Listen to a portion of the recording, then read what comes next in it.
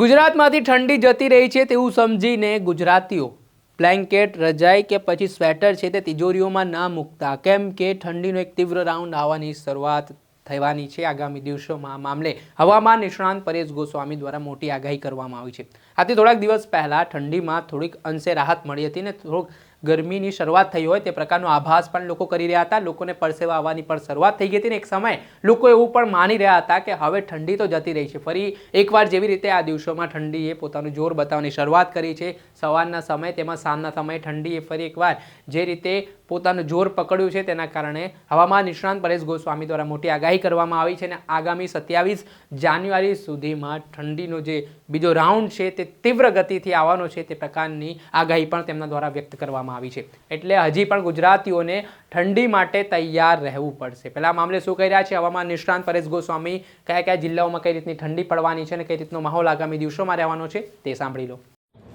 નમસ્કાર મિત્રો, વેધર ઇન્ફોર્મેશનમાં આપનું સ્વાગત છે. હું છું પરેશ. ખાસ કરીને આજના વિડીયોમાં આપણે પવન, ઠંડી અને ઝાકળ વિશેની ખૂબ અગત્યની માહિતી આપવાની છે. સૌપ્રથમ તો હું આપને એ જણાવી દઉં, ઝાકળ આમ જોવા જઈએ તો આપણે 18 તારીખથી ઘણા વિસ્તારોની અંદર ઝાકળ વર્ષા જેવું ચાલુ થયું હતું. એ ઝાકળ વર્ષામાંથી આજે આપણે ઘણી બધી રાહત મળી છે અને હજુ આવતીકાલથી આપણે નહીવત ઝાકળ થઈ જશે. એટલે આવતીકાલે 23 જાન્યુઆરી છે. 23 જાન્યુઆરીથી લઈ અને 27 જાન્યુઆરી સુધીનું સેશન છે.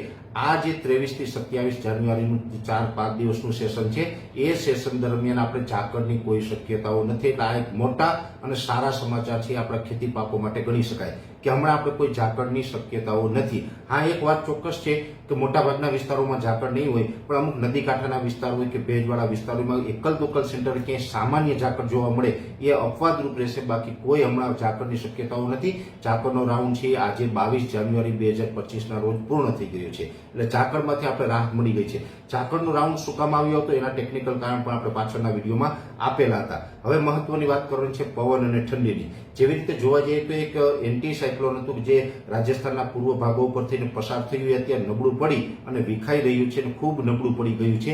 એટલે આપણે અત્યાર સુધી જે એ એન્ટી સાયક્લોનને કારણે પવનની દિશા બદલાણી હતી. ઉત્તર પૂર્વની જગ્યાએ ઘણી જગ્યાએ, ઉત્તર પશ્ચિમના તો ઘણી જગ્યાએ અરબ સાગરના પવનો ફૂંકાતા હતા. હવે એમાંથી આપણે પવનની દિશાઓમાં બદલાવ થશે. આજે 22 તારીખે રાત્રેથી અથવા 23 તારીખે વહેલી સવારથી હવે પવનોની દિશા છે ઉત્તર તરફથી થઈ જશે. એટલે ફરીથી ઉત્તર તરફની પવનની દિશા થવાની છે. એ સાથે જોવા જઈએ તો ઉત્તર ભારતના જે પહાડી ભાગો છે જેમાં જમ્મુ કાશ્મીર નજીક આજે એક મોટું વેસ્ટર્ન ડિસ્ટર્બન્સ પહોંચી ગયું છે અને એ વેસ્ટર્ન ડિસ્ટર્બન્સને કારણે કાશ્મીર અને જમ્મુ જેવા વિસ્તારોની અંદર આજથી સવારથી બરફ વરસાદો ચાલુ થઈ ગઈ છે અને આવતીકાલથી વહેલી સવારથી પવનો પણ ઉત્તરના થવાના છે, જેને કારણે ઉત્તરના પવનોને કારણે ફરીથી આપણે ઠંડીનો રાઉન્ડ છે એ ચાલુ થશે. જોકે આજેથી જ મહત્તમ તાપમાન 1 ડિગ્રી ઘટ્યું છે. આવતીકાલથી વધારે ઘટશે અને ખાસ કરીને સૌથી વધારે ઠંડી છે એ ઉત્તર ગુજરાતના બનાસકાંઠા, સાબરકાંઠા અને એક કચ્છ જિલ્લાની અંદર, આ 3 જિલ્લાની અંદર ઠંડીનું પ્રમાણ વધારે જોવા મળશે. વધારે એટલે લગભગ એ તમામ વિસ્તારોની અંદર સિંગલ ડિજિટમાં તાપમાન થશે. એટલે ફરીથી ત્યાં 7 થી લઈને 9 ડિગ્રીની રેન્જમાં તાપમાન આવશે. બનાસકાંઠા, સાબરકાંઠા અને કચ્છની અંદર 7 થી લઈને 9 ડિગ્રીની રેન્જમાં તાપમાન આવે એટલે એક પ્રકારે તીવ્ર ઠંડીનો રાઉન્ડ આવશે. જોકે આ રાઉન્ડ છે એમાં કોલ્ડ વેવ નહીં હોય. હમણાં આપણે થોડા સમય પહેલા જાન્યુઆરીની અંદર આપણે કોલ્ડ વેવનો પણ સામનો કર્યો, પણ 23 થી 27 જાન્યુઆરીના સેશનમાં કોલ્ડ વેવ નહીં હોય, પણ તીવ્ર ઠંડીનો ચોક્કસથી રાઉન્ડ આવી રહ્યો છે.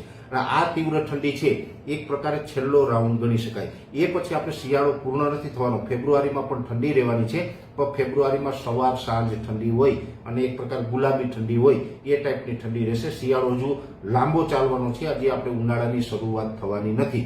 પણ ખાસ અત્યારે જે પ્રકારે આ ઠંડીનો માહોલ આપણે ગાયો હતો, ઘણા બધા મિત્રોને એવું લાગતું હતું કે હવે શિયાળો પૂર્ણ થઈ ગયો, ગરમીનો માહોલ ચાલુ થઈ ગયો. એવું નથી. આવતીકાલથી ફરીથી પાછો ઠંડીનો રાઉન્ડ ચાલુ થઈ રહ્યો છે, જેની દરેક મિત્રોએ નોંધ લેવાની છે. અને પવનોની દિશા છે એ બદલાઈ હતી. ફરીથી પાછા ઉત્તરના પવનો ફૂંકાવાના છે અને પવનની સ્પીડ છે એ મોટા ભાગના વિસ્તારોની અંદર નોર્મલ રહેવાની છે. નોર્મલ એટલે કે 12 થી લઈને 15 કિલોમીટર પ્રતિ કલાકની ઝડપે પવન ચાલશે.